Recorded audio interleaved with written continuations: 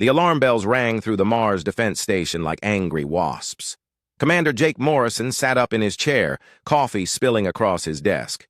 In 20 years of service, he had never heard the deep space alert sound this urgent. "What do we have?" Jake asked, rushing to the main screen. Lieutenant Ben Parker's hands shook as he worked the controls. "Sir, you need to see this. We're getting a signal from the edge of the solar system. It's coming from the UES horizon." Jake felt his blood turn cold. The horizon had been gone for 15 years, lost without a trace on a deep space mission. Everyone knew the ship was dead, the crew lost forever in the black void between stars. "That's impossible," Jake said. "Run the check again." "I've run it 5 times, sir. The signal is real. Ship identification matches perfectly. The horizon is back." Jake stared at the screen, showing a small dot moving slowly toward Earth. His mind raced with questions. Where had the ship been? What happened to the crew? And most important of all, why was it coming back now?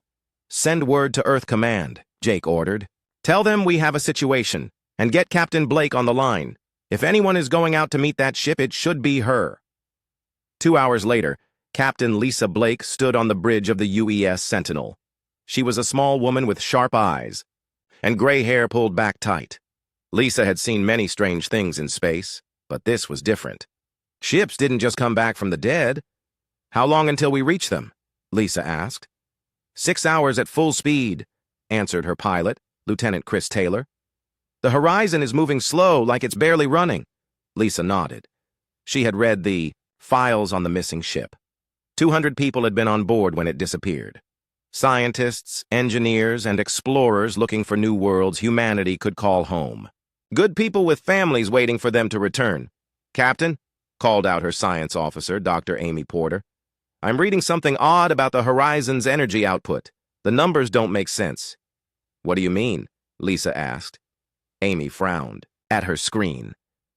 "The ship is putting out 3 times more power than it should be able to make.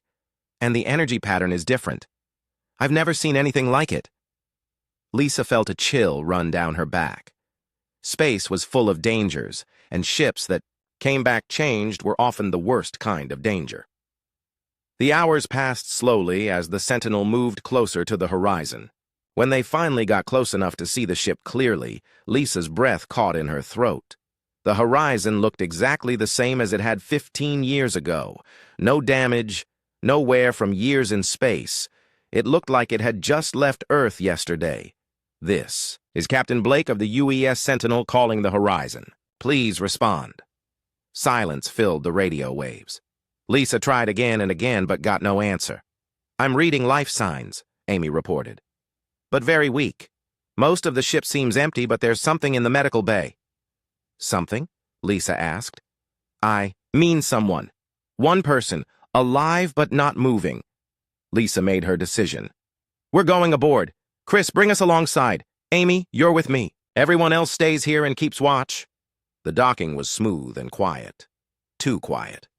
As Lisa and Amy walked through the horizon's halls, their footsteps echoed like ghosts. The ship still had power and air, but it felt dead inside. They found him in the medical bay, sleeping in a cryogenic pod. Dr. Nathan Cross, according to his name tag.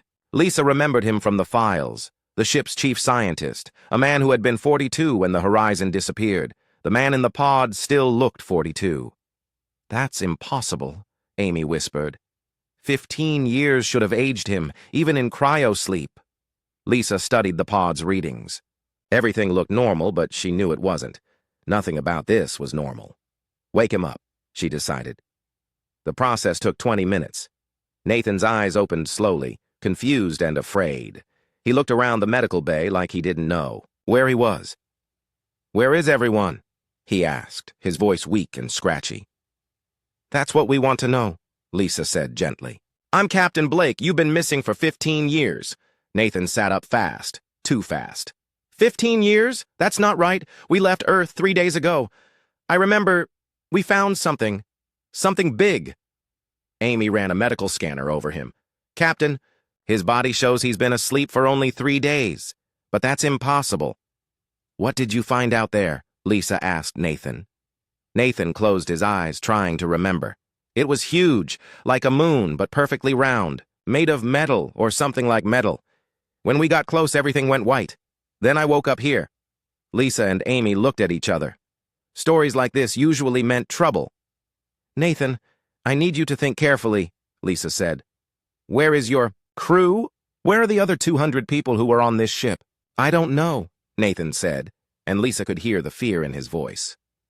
I don't remember anything after the white light. Amy was studying her scanner with a worried look. Captain, there's something else. This ship has been changed. The engine. Room is reading power levels that should be impossible, and there are new systems I don't recognize.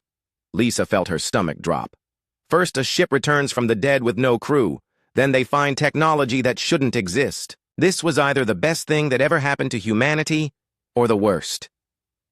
Get him ready to move, Lisa told Amy. We're taking him back to the Sentinel. I want our doctors to look at him. What about the horizon? Amy asked. Lisa looked around the empty ship. Somewhere in its metal halls were answers to questions she was afraid to ask. We're taking it with us, she decided. Earth Command needs to see this. All of it. As they helped Nathan to his feet, he looked around the medical bay one more time. Captain, he said quietly, I think something is coming. Something that's been waiting for us to be ready. Lisa didn't ask what he meant. She was afraid she already knew. Dr. Kevin Walsh had seen many patients in his 30 years as a military doctor. But Nathan Cross was different. The man sat on the medical bed, staring at his hands like they belonged to someone else. Nathan, I need you to tell me everything you remember, Kevin said gently. Even the smallest details might help. Nathan looked up with tired eyes. I keep having dreams. No, not dreams, memories, but they feel like someone else's memories. Kevin made notes on his tablet. 3 days of tests had shown Nathan was perfectly healthy. Too healthy, in fact. His body showed no signs of the 15 years that had passed. Tell me about these memories. We were exploring the edge of known space, Nathan began. Looking for planets humans could live on. Then our sensors found something that shouldn't exist. Kevin waited. He had learned that pushing Nathan too hard made the memories fade away. It was a sphere. Perfectly round, smooth like glass. But it was huge, bigger than Earth's moon, made of something that looked like metal but felt alive when you looked at it. Across the station, Dr. Amy Porter worked with a team of engineers in the Horizon's engine room. What they found there made no sense at all. The metal in these new parts doesn't match anything in our databases, said Chief Engineer Ryan Clark. He was a big man with gentle hands who could fix anything. Look at this. Ryan held up a piece of the engine that glowed with soft blue light. This metal is lighter than aluminum but stronger than steel, and it stays the same temperature no matter what we do to it. Amy ran her scanner over the metal piece. The atomic structure is impossible. It's like someone took normal matter and folded it into new shapes. That's not the strangest part, Ryan said. He led Amy to the main engine core. Look at this. The engine had been completely changed. Where once there had been simple fusion reactors, now there was something that looked like art. Curved metal pieces flowed together in patterns that hurt to look at directly. What does it do? Amy asked. Near as I can tell, it bends space, Ryan said. Not just moves through it, but actually folds it like paper. The computer says this engine could reach other galaxies in days instead of thousands of years. Amy felt her breath catch. That's impossible. The energy needed would be more than our sun puts out. That's what I thought too, Ryan said. But look at this. He showed her readings from the ship's power systems. The Horizon was making energy from nothing, pulling it from empty space itself. Ryan, this technology is centuries ahead of anything we have. Maybe thousands of years ahead. I know, Ryan said quietly. The question is, where did it come from? Back in the medical bay, Nathan was remembering more.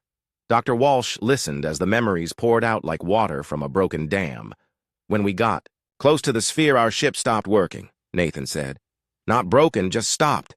Like something was holding us in place. Then a door opened in the sphere. Not a door like we know, but space itself opened up like a flower. What was inside? Kevin asked. Light. Pure white light that moved like it was alive. And voices, but not voices we could hear with our ears. They spoke inside our heads. Nathan stood up and walked to the window. Outside, Earth hung in space like a blue jewel. They were old, Kevin. older than our sun, older than our galaxy. And they were tired. So very tired. What did they want? To test us. To see if we were ready. Ready for what? Nathan turned back, to Kevin with fear in his eyes. Ready to fight something that's coming. Something that eats worlds. Meanwhile, in the command center, Captain Blake was talking to Admiral Claire Bennett on Earth. The Admiral's face on the screen looked worried. Lisa, we're getting reports from all over the galaxy, the Admiral said. Alien races we've met before are sending messages. They all want to know the same thing, which is, they want to know why humans are expanding so fast. They're seeing human colonies on worlds we haven't even discovered yet. Lisa felt cold. That's impossible. We've only been to a few nearby systems. That's what I told them. But they're sending us star charts showing human cities on planets hundreds of light years away. Cities that have been there for decades. The pieces were starting to fit together in Lisa's mind, and she didn't like the picture they made. Admiral, I think the horizon didn't just go missing in space. I think it went missing in time. Explain. The technology on this ship can fold space. What if it can fold time too? What if Nathan's crew didn't disappear 15 years ago? What if they were sent into the future to build those colonies? Admiral Bennett was quiet for a long time. If you're right, then someone or something has been planning this for years. But planning for what? Before Lisa could answer, Amy's voice came over the intercom. Captain, you need to get down here right now. We just found something in the ship's computer. Lisa rushed to the computer room where Amy was staring at a screen full of data. What is it? Lisa asked. Star charts, Amy said. Detailed maps of every planet in this part of the galaxy. But that's not the strange part. Look at this. Amy pulled up another screen showing Earth's solar system. But it was different. There were space stations around every planet and ships, moving between worlds like cars on a highway. This is dated 300 years in the future, Amy said. And look at this. She showed Lisa another image. It was Earth, but the continents were different. Bigger cities, floating islands in the oceans, and a ring of metal around the planet like Saturn's rings. Amy, this is impossible. No one can see the future. That's what I thought too. But the computer has files on every human alive 300 years from now, including some who won't be born for another century. Lisa stared at the screen. Her mind was racing to understand what this meant. Captain, Amy said quietly, I found something else. A message addressed to you. To me? How is that possible? Amy opened the file. Lisa's own voice came from the speakers, but older, more tired. Lisa, if you're hearing this, then the plan is working. I know you have questions. I know this is frightening. But humanity is about to face its greatest test, and we need every advantage we can get. Lisa listened to her future self with growing shock. The beings who change the horizon are not our enemies. They are the last survivors of a war that has been going on for millions of years. A war against something that comes from outside our reality. Something that feeds on entire worlds. The message continued. The Horizon's crew volunteered to be sent forward in time to prepare, to build the colonies and defenses we'll need. Nathan was sent back to warn us and to give us a choice. What choice? Lisa whispered to the recording. As if hearing her, her future voice answered. To accept the responsibility of protecting this galaxy, or to let it burn while we hide on Earth. The message ended, leaving the room in silence. Lisa looked at Amy, seeing her own fear reflected in the younger woman's eyes. Amy, get Nathan down here. I think it's time he remembered everything. Nathan sat in the computer room, his hands shaking as he stared at the screens full of future history. Dr. Helen Torres, the station's psychiatrist, sat beside him with a gentle smile. It's okay to be scared, Helen said. What you're remembering would frighten anyone. It's not fear, Nathan whispered. It's knowing that everything we think we know is wrong. Captain Blake watched from across the room as Nathan's memories slowly returned. Each new memory brought more impossible truths about humanity's future. Tell us about the beings you met, Blake said. Nathan closed his eyes and let the memories flow. They called themselves the architects. They've been watching civilizations, grow for millions of years. Most species they watch become comfortable and stop growing, stop pushing forward. What happens to those species? Helen asked. They fade away. The architects let them live peaceful lives until they die out naturally. But some species are different. Some keep fighting, keep trying to be better. Nathan opened his eyes and looked at Blake. Humans are different, Captain. We don't know when to quit. Even when things are impossible, we find a way. In the engine room, Ryan Clark was having his own impossible day. The Horizon's new systems were teaching him things about physics that made his head hurt. "Amy, look at this!" Ryan called out. Dr. Porter hurried over to see what he had found. "I figured out how to turn on the communication system," Ryan said. "But it's not just talking to other ships, it's talking to other times." Amy stared at the screen showing signals from hundreds of years in the future. "That's impossible, Ryan." "Everything about this ship is impossible." "But look here." Ryan pointed to a signal that was coming through clearly. "This is from a human colony in the year 2687. They're asking for orders." "Orders for what?" Ryan's face was pale. "For something called the Final Defense. Amy, they're talking about a war that hasn't started yet." Amy read the messages flowing across the screen. Human colonies across dozens of star systems were preparing for battle against something called the Devourers. The messages spoke of entire solar systems going dark, of civilizations that simply vanished overnight. "Ryan, can we send messages back to them?" "I think so. The controls are strange, but I'm starting to understand them." Amy made a decision. "Send this message. What do you need us to do now?" The answer came back in seconds. "Prepare Earth's defenses. Begin training programs. The enemy arrives in 50 Earth years." Back in the computer room, Nathan was remembering the most important part of his experience with the architects. "They showed me the war," Nathan said. "It's been going on for so long that most of the galaxy has forgotten it started. The Devourers come from somewhere else, somewhere outside our reality." "What do they want?" Blake asked. "Everything.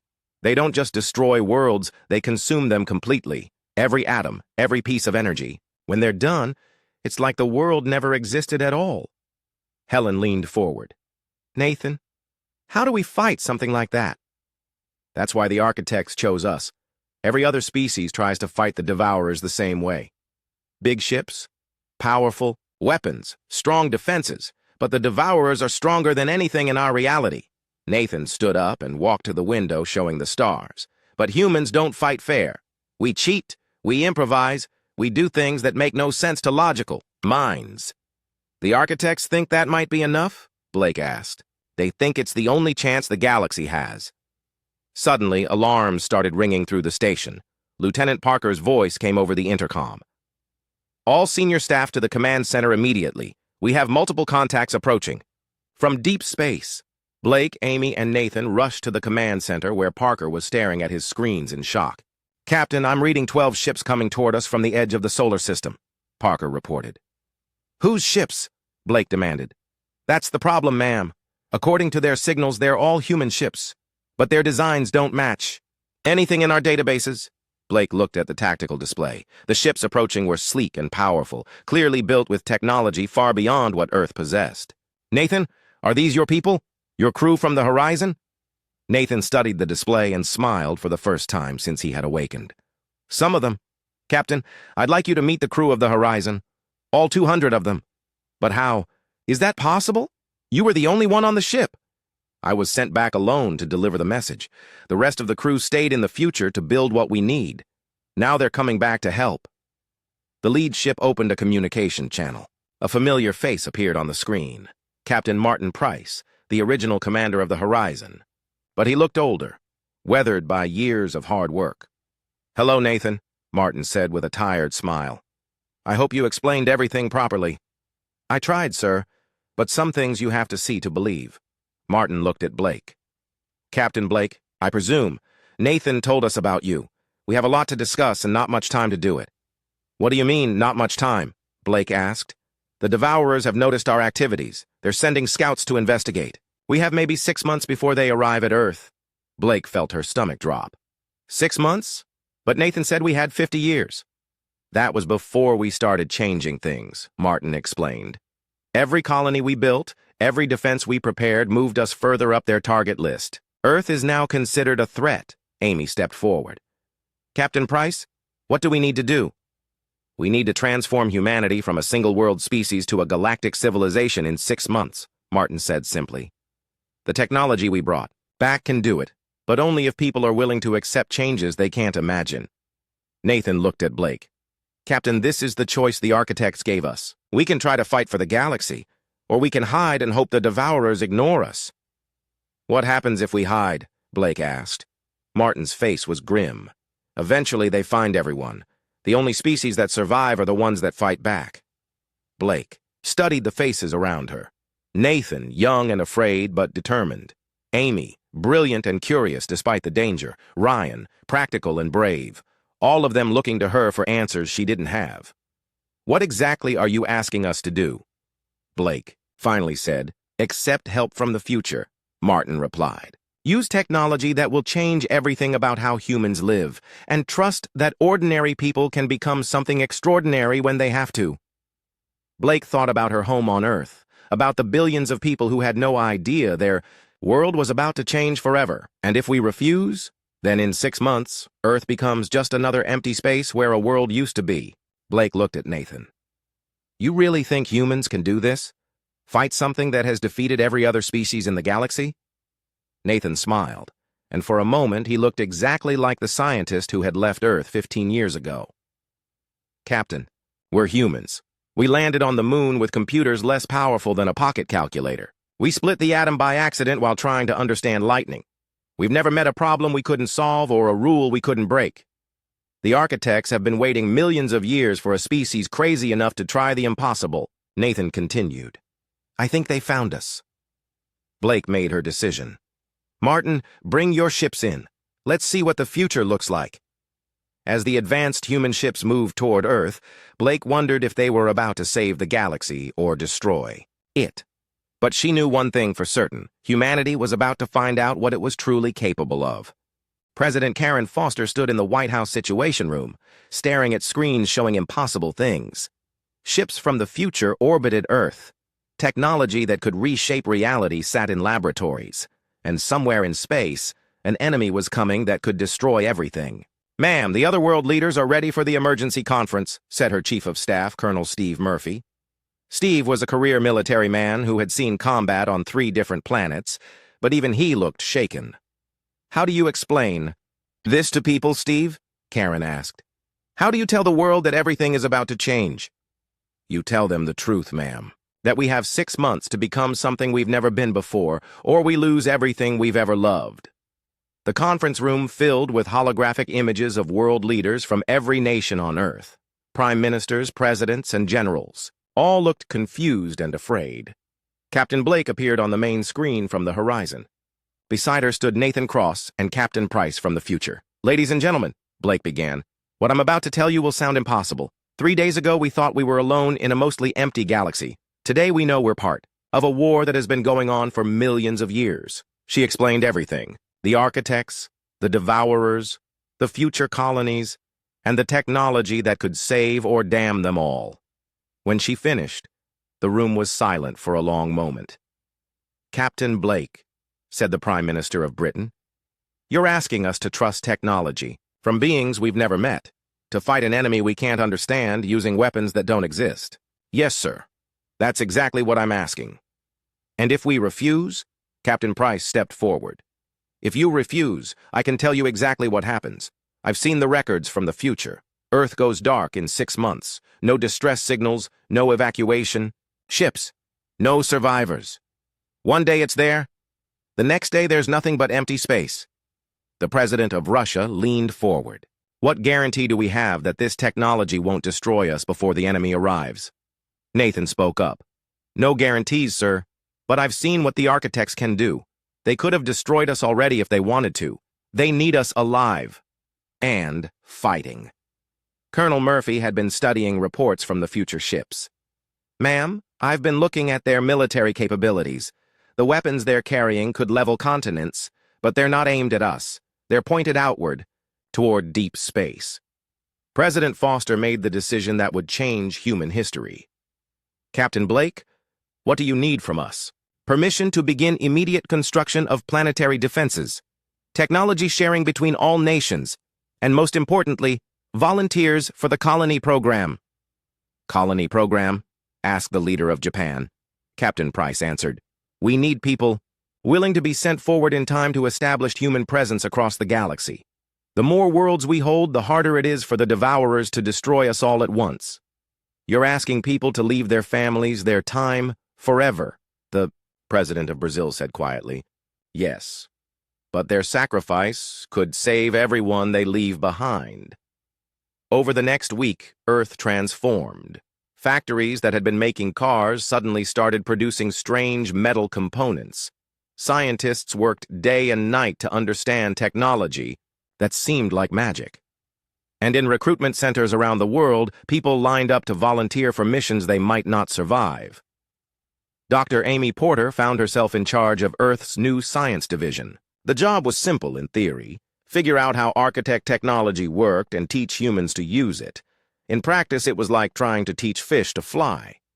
The problem, Amy explained to her team, is that their technology doesn't just follow different rules. It follows rules that shouldn't exist. She held up a small device the future humans had brought back. This scanner can tell you the exact atomic structure of anything it looks at. But when I tried to scan the scanner itself, it gave me a reading that says it's made of compressed space-time. What does that even mean? Asked Dr. Lewis Carter, her deputy. I have no idea. But it works. Across the city, Ryan Clark was having similar problems. The new engines being installed on Earth's ships were beyond anything he had ever imagined. Watch. This, Ryan told his engineering team. He activated a small test engine on his workbench. The engine hummed for a moment, then simply vanished. Where did it go? Asked engineer Janet Mills. Nowhere. It folded space around itself until it wasn't in our reality anymore. Then it unfolded itself on the other side of the room.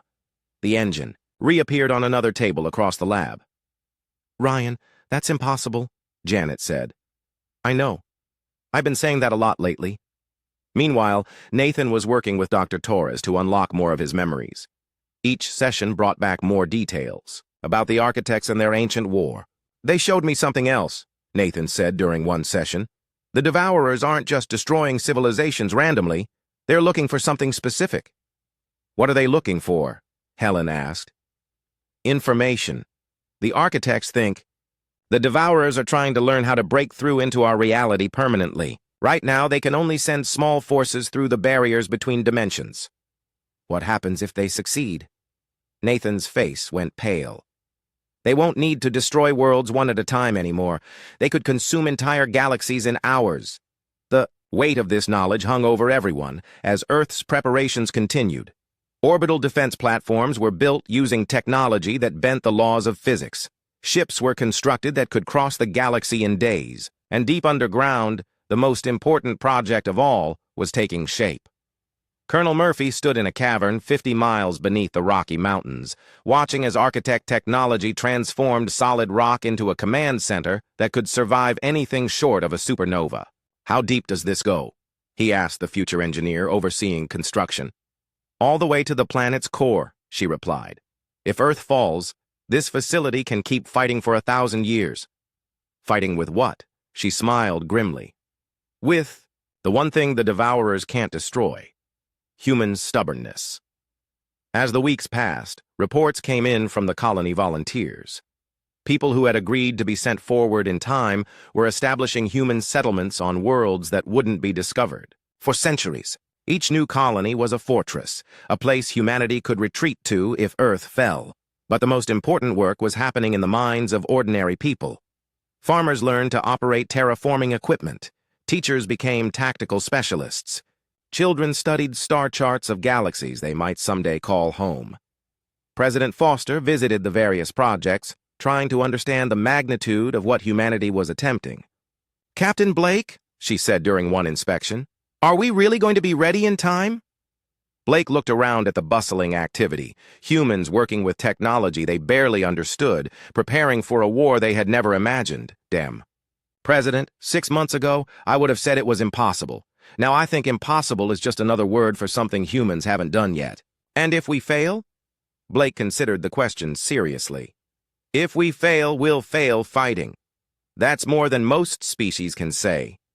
In the final weeks before the deadline, the architects made contact again. This time, they spoke directly to Earth's leaders through Nathan. "You have done well," the architect's voice said through Nathan's mind. "Better than we hoped. Your species continues to surprise us." "Are we ready?" President Foster asked. "No species is ever ready for the Devourers, but you have given yourselves a chance. That is more than most can claim." "What happens now?" "Now you discover what you are truly capable of. The test begins." As Nathan delivered this message, alarms started ringing across every human facility in the solar system. The deep space sensors had detected something approaching from the edge of known space. The Devourers had arrived. Captain Blake stood on the bridge of the New Earth Defense Command ship, watching as dark shapes moved between the stars. They were nothing like any ship humanity had ever seen. More like holes in space itself, darkness given form. "All stations report ready," came the voice from Earth Command. Blake looked around at her crew. Human faces, determined and afraid, ready to fight for their world. "Nathan," she said to her science officer, "any last advice from the architects?" Nathan closed his eyes and listened to the ancient voices in his mind. When he opened them, he was smiling. "They say to remember what makes us human, and then prove that it's enough." Blake nodded. "All ships, this is Earth Defense Command. Today, we find out what humans can do when we stop accepting limits. The war for the galaxy was about to begin. The first Devourer ship dropped out of hyperspace like a wound in reality itself. Captain Blake watched from the bridge of the Earth Defense Command vessel as sensors tried to make sense of what they were seeing. "Captain, the readings don't make sense," reported Lieutenant Parker. "The ship is there, but it's also not there, like it exists in two places at once." "How big is it?" Blake asked. "About the size of our moon, ma'am, and there are more coming." Through the view screen, Blake could see the dark shape moving toward Earth. It didn't reflect light like normal matter. Instead, it seemed to absorb everything around it, creating a hole in the star field. "All defense platforms, prepare to engage," Blake ordered. "Let's see what our new toys can do." The orbital defense stations around Earth opened fire first. Beams of concentrated energy that could melt asteroids struck the Devourer ship. For a moment, Blake thought they might actually hurt it. Then the energy beams simply disappeared, absorbed into the dark hull without any visible effect. "Conventional weapons have no effect," reported Amy from the science station. "The ship is absorbing the energy and converting it to something else." "What about the architect weapons?" Blake asked. Ryan's voice came from the engineering section. "Charging the reality disruptors now, Captain, but I have no idea what they'll do." Blake made the hardest decision of her life. "Fire when ready." The reality disruptor fired, and space itself seemed to bend around the beam. Where it hit the Devourer ship, reality flickered like a broken television screen. For a moment, the dark ship wavered and became solid. "We heard it!" Parker shouted. "The ship is showing damage." But Blake's victory was short-lived. The Devourer ship began to change, adapting to the new weapon. Within minutes, the reality disruptors were having no effect. "Captain," Nathan said from his position at the communications console, "I'm getting a message from the Architect Sphere. They want to speak with you directly." "Put them through." The voice that came through the speakers was ancient and tired. "Captain Blake, you have learned the first lesson. The Devourers cannot be defeated by any single weapon or strategy." "Then, how do we fight them?" Blake demanded. "You do what no other species has ever done. You refuse to fight them the way they expect." Before Blake could ask what that meant, more Devourer ships began arriving. Dozens of them, each the size of a city. They moved toward Earth in perfect formation, unstoppable and inevitable. "Captain," Amy called out, "I'm reading massive energy buildup from the lead ship. I think they're preparing to attack Earth directly." Blake watched as the Devourer ships aimed at her home world. In a few minutes, 6 billion people would die, and humanity would join the long list of extinct civilizations. That's when she had the most human idea possible. "Ryan, can you overload our reality disruptors?" "Ma'am, that would destroy our own ship." "I know." Amy, can you program the navigation computer to ram the lead Devourer ship? Captain, that's suicide, Amy protested. No, that's human, Blake replied. We don't know when to quit, remember? She opened a channel to all human ships in the area. All vessels, this is Captain Blake. We can't beat them with superior technology or better tactics, but we can show them something they've never seen before. A species that would rather die fighting than live kneeling. One by one, the human ships acknowledged her order. They would ram the Devourer fleet, sacrificing themselves to protect Earth. But as Blake prepared to order the attack, Nathan suddenly stood up from his station. Wait, Captain. The architects are saying something else. They're saying this is exactly what they hoped we would do. What do you mean? Nathan's eyes went wide as the ancient voices filled his mind. Captain, this isn't about destroying the Devourers. It's about showing them something they've never seen. Every other species tries to run or hide when they're outmatched, but humans choose to fight even when they can't win. How does that help us? Because the Devourers feed on fear and despair. They consume civilizations that give up hope, but they can't consume a species that refuses to surrender. Blake understood. It's not a test of our weapons. It's a test of our character. Exactly. The architects have been waiting millions of years for a species crazy enough to charge into certain death rather than give up. Blake opened communications to the Devourer fleet. She didn't know if they could understand her, but she had to try. This is Captain Lisa Blake of the Earth Defense Force. I don't know if you can hear me, but I want you to know something. You're about to attack a world full of people who will never stop fighting you. We'll lose battles, we'll lose worlds, but we'll never stop trying to find a way to beat you. You want to consume Earth? Fine. But you'll find that humans are harder to digest than most species. We don't break easily, and we never forget our enemies. For a moment, nothing happened. Then something impossible occurred. The Devourer ship stopped moving. Captain, Amy reported with shock in her voice, the Devourer fleet is withdrawing. They're returning to hyperspace. Why? We didn't hurt them. Nathan smiled as the ancient voices whispered in his mind. Because for the first time in their existence, the Devourers met a species that scared them more than they scared us. The architects are explaining it now, Nathan continued. The Devourers have destroyed thousands of civilizations, but they've never faced one that would choose to fight a hopeless battle rather than surrender. They don't know how to handle opponents who get more dangerous when they're losing, Blake watched as the last Devourer ship disappeared into hyperspace. So what happens now? Now the real work begins, said a new voice from the communications system. It was Captain Price from the future. The Devourers will be back, but next time they'll bring everything they have. We need to be ready. How do we prepare for that? Blake asked. We do what humans do best, Price replied. We spread out, we adapt, and we make sure that destroying us costs more than it's worth. The galaxy is full of empty worlds waiting for humans to settle them. Every world we claim is another place the Devourers have to attack. And if they destroy some of our worlds, then we build new ones. That's what humans do. We keep going no matter what happens. Over the following months, humanity transformed from a single-world species to a galactic civilization. Using Architect technology, human colonies spread across hundreds of worlds. Each colony was different, adapted to local conditions and designed to be independent. Some colonies were military bases, armed with weapons that could destroy solar systems. Others were research stations, working to understand technologies that seemed like magic. Many were simply homes, places where human families could live and grow far from the dangers of Earth. President Foster stood in the new Galactic Command Center, watching displays showing human activity across dozens of star systems. Karen, said Colonel Murphy, the reports from the outer colonies are incredible. We're not just surviving out there, we're thriving. What about the Devourers? Karen asked. They've probed our defenses a few times, but they haven't launched a major attack. The architects think they're trying to figure out a new strategy.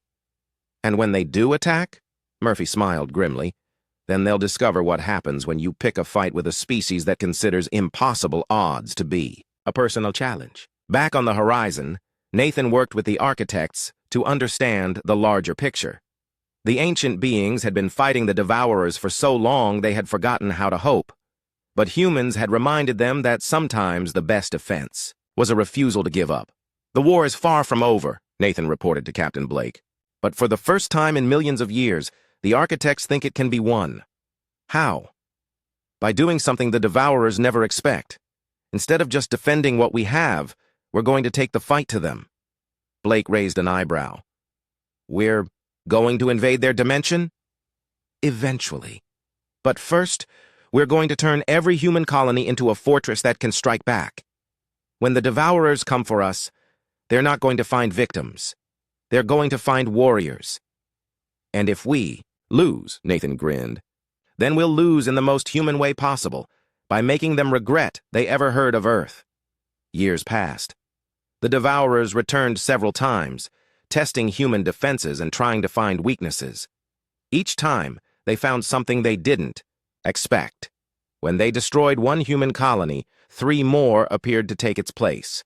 When they adapted to human weapons, humans invented new ones. When they tried to spread fear, humans turned it into anger.